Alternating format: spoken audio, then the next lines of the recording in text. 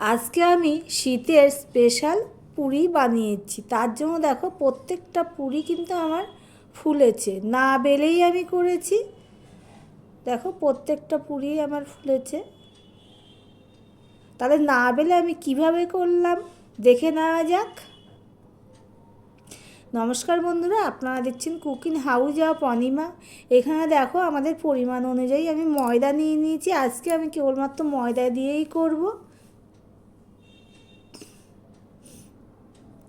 এবারে এর মধ্যে দিয়ে দিলাম নুন, দিয়ে দিচ্ছি দেখো একটুখানি জোয়ান, হাতে ঘষে আমি দিয়ে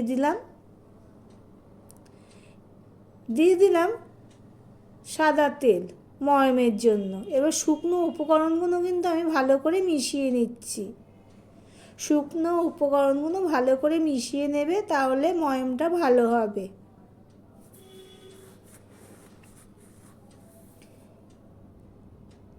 সম্পূর্ণটা ভালো করে মেশানো হয়ে গেছে। দেখো মুট করলে এরকম চাপ দিলেই ভেঙে যাচ্ছে, ঠিক এই পর্যায়ে করতে হবে। এবার আমি ঈষৎ উষ্ণ গরম জল নিয়েছি। আমি এই ঈষৎ উষ্ণ গরম জল দিয়ে আমি ময়দাটা মাখবো। এখানে একটা টিপস বলছি, এই ঈষৎ উষ্ণ গরম জল দিয়ে ময়দাটা মাখলে কী হবে, ময়দার যে একটা টান ভাব সেটা আর থাকে না। দেখো আমার অল্প অল্প জল দিয়ে আমি একটা ডো রেডি করে নিয়েছি। ডোটা দেখো নরম হয়েছে কেমন, এটা বলে বোঝানো যাবে না, দেখে বুঝে নিতে হবে কতটা নরম হয়েছে। এবার হাতে একটু তেল দিয়ে আমি এটাকে একটুখানি উপরে মাখিয়ে নিয়ে আমি ঢাকা দিয়ে রেখে দিলাম। এদিকে দেখো মটরশুঁটি নিয়ে নিয়েছি ছাড়িয়ে, এক বাটি মটরশুঁটি ধুয়েও নিয়েছি। এবার এটাকে পেস্ট করে নেব। তার জন্য আমি এখানে দেখো একটা মিক্সিং জার নিয়ে নিয়েছি।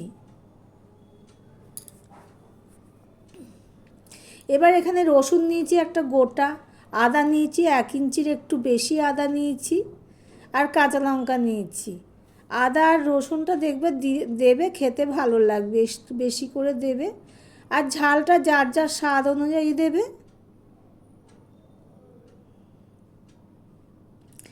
এবারে আমি একটা মিহি পেস্ট বানিয়ে নেব। মিহি পেস্ট বানানো হয়ে গেছে, মিহি করেই বানাতে হবে। দেখো একদম মিহি পেস্টেই হয়েছে, কোথাও কোনো টুকরো অংশ নেই। এদিকে দেখ কড়াই বসিয়ে দিয়েছি।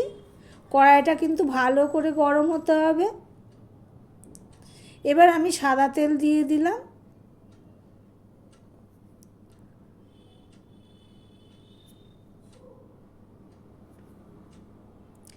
তেলটা গরমও হয়ে গেছে। এবার দিয়ে দিচ্ছি নুন। আমি কিন্তু মটরশুঁটি বাটার সময় নুন হলুদ মিষ্টি কিছুই দিইনি, সেই নুনটা আমি এখন কড়াইতে দিয়ে দিলাম, সাথে দিয়ে দিলাম হলুদ।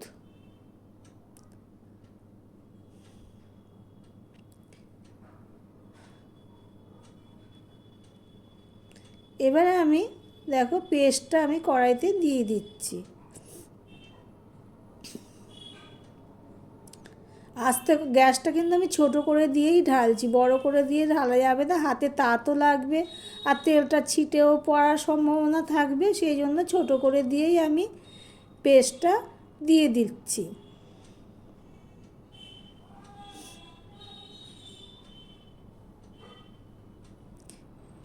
তেলের পরিমাণটা দেখতেই পাচ্ছ, এরকমই দিতে হবে, না হলে কিন্তু ভালো করে মটরশুঁটির পেস্টটা ভাজা হবে না। মটরশুঁটির পেস্টটা কিন্তু ভালো করে ভাজলে তবেই স্বাদ হয়।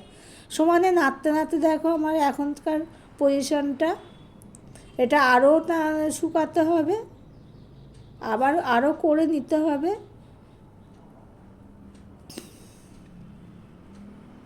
সমানে নাড়তে হবে, কিন্তু আমি গ্যাসের ফ্লেমটা বড় করে দিয়েই নাড়ছি। এবার দিয়ে দিলাম চিনি।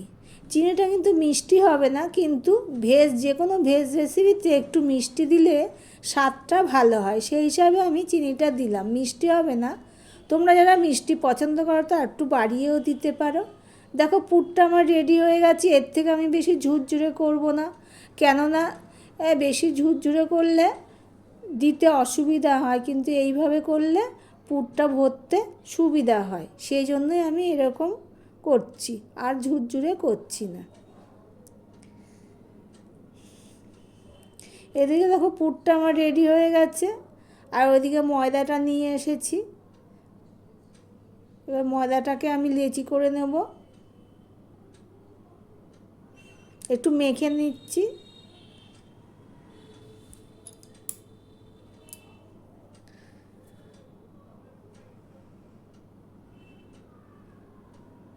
একটা তোমাদের দেখালাম, বাদ বাকিটা অফ ক্যামেরাতে আমি করে নিয়েছি। দেখো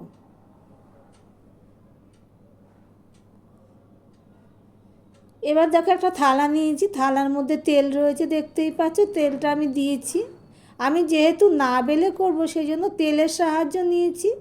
এবার তেলটা দিলে একটু নরম তো হয়েছে, আর একটু নরম হবে, স্প্রেড করতে বা ছড়াতে সুবিধা হবে, যেহেতু আমি না বেলেই করবো, বেল্লা চাকির সাহায্য ছাড়াই। দেখো এইভাবে আমি করে নিচ্ছি। এবার আমি পুরটা দিয়ে দিচ্ছি। দেখো আমি একটু এরকম রেখেছি, পুরটা দিতে সুবিধা হবে, না চারিদিকে পড়ার সম্ভাবনা থাকে, সেই জন্য। পুরটা দেখো চেপে চেপেই দিচ্ছি, পুরটা কিন্তু একটু বেশি করেই দেবে, তাহলে খেতে ভালো লাগবে। পুরটা কিন্তু খুব সুন্দর টেস্ট হয়েছে। করতে করতে আমার বরকে দিলাম, আমার বর তো খুব ভালোই বললো খেতে, আর ছেলেকে পরে দিয়েছি, বললো খুব সুন্দর হয়েছে। দেখো এদিকটা তুলে নিলাম কিভাবে। এবার আমি স্প্রেড করে নেব। এই পর্যন্ত যারা ভিডিওটি দেখছো, লাইক দিতে ভুলে গেছো, চট করে একটা লাইক দিয়ে কন্টিনিউ করো। দেখো হাত দিয়ে কিভাবে দিচ্ছি, বেশি প্রেশার দেবে না, তাহলে পুরটা ফেটে যেতে পারে। এইভাবে আলতোভাবেই করে দিতে হবে। দেখো একটা আমার রেডি হয়ে গেছে পুরি। এবার আমি আরও একটা নিয়ে নিলাম, তেল মাখিয়ে নিলাম, নিয়ে আবারও ওই একইভাবে করে নিচ্ছি। যারা নতুন বন্ধু ভিডিওটি দেখছো, এখনও পর্যন্ত সাবস্ক্রাইব করোনি, তাদেরকে বলবো সাবস্ক্রাইব করে পাশে থাকার জন্য, আর হাই অপশানটা প্রেস করে দিও, তাহলে আমার ভিডিওটা অনেক মানুষের কাছে পৌঁছে যাবে, অনেক বন্ধুদের কাছেও পৌঁছে যাবে। তোমাদের সাথে কথা বলতে বলতে দেখো পুরটাও দেওয়া হয়ে যাচ্ছে। আবারও বলছি, পুরটা একটু বেশি করে দেবে, তাহলে খেতে ভালো লাগবে। পুরনো বন্ধুদের তো অসংখ্য ধন্যবাদ এইভাবে পাশে থাকার জন্য। আমিও সবার পাশে আছি, যারা আমার পাশে আছে, কমেন্ট ধরে আমি চলে যাই তাদের কাছে। ভিডিওটা আমি ফুল ওয়াচেই করি। নতুন বন্ধু বা পুরনো বন্ধু সবাইকে বলছি, ভিডিওটা ফুল ওয়াচ করো। আমি সবার ভিডিও কিন্তু ফুল ওয়াচ করি। দেখো তোমাদের সাথে কথা বলতে বলতে আরও একটা হয়ে গেল।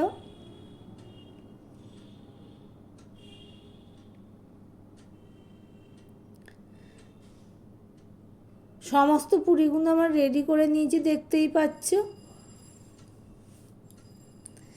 এবার ভাজার পালা, তার জন্য আমি কড়াই বসিয়ে দিয়েছি। কড়াইটাকে কিন্তু ভালো করে গরম হতে হবে, একদম হাই হিটে গরম করে নিতে হবে। এবার আমি দিয়ে দিচ্ছি সাদা তেল বা ভাজার তেল, যাই বলো না কেন। একটু পরিমাণে আমি বেশিই দিচ্ছি, যাতে ডুবো তেলে ভাজবো, সেই জন্য। প্রত্যেকটা পুরি কিন্তু আমার ফুলেছে।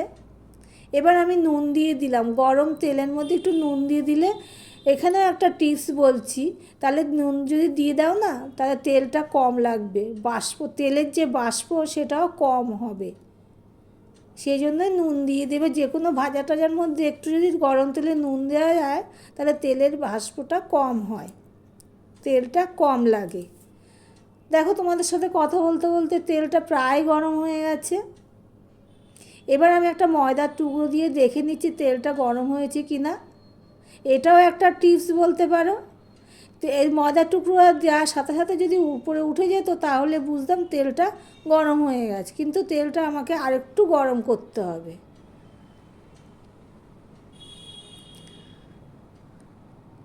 এবারে তেলটা গরম হয়ে গেছে।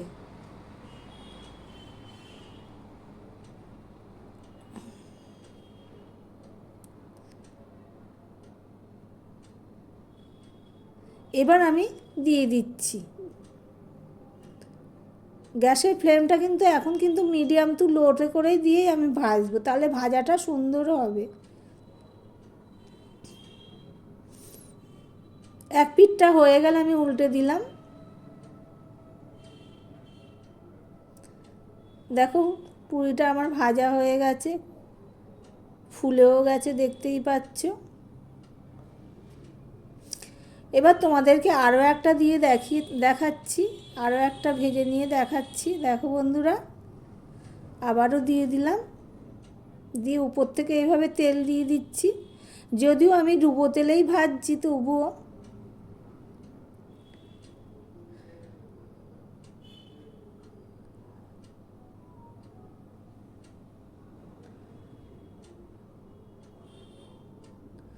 দেখো উল্টে পাল্টে আমি ভেজে নিলাম। এটাও দেখো ফুলেছে।